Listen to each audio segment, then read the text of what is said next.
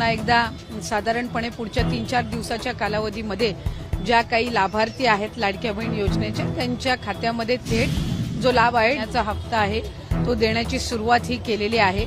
मधले हे 1-2 दिवस सुट्टीचे असल्यामुळे त्यावेळेला थोडी ती प्रोसिजर 1 दिवसासाठी आम्ही हॉल्ट घेतला होता. आज महिन्याचा हा पोहोचवण्यात येत आहे.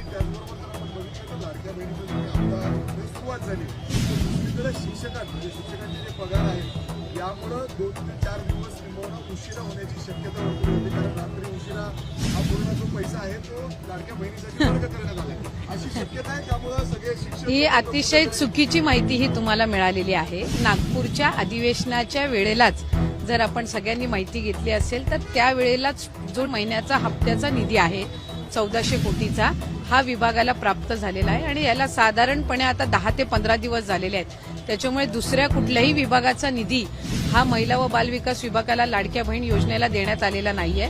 हा साधारणपणे दर महिन्याच्या हप्त्यासाठीचा जो निधी आहे हा 10 दिवसापूर्वी आम्हाला प्राप्त झाला आणि आचारसंहितेच्या कालावधीमध्ये 1-1.5 महिन्याच्या कालावधीमध्ये जो लाडक्या बहिणीचा हप्ता इथेमुळे स्थगित होता याची सुरुवात आम्ही केलेली आहे आणि याचा दुसऱ्या कुठल्याही विभागाच्या निधीशी काही संबंध नाही.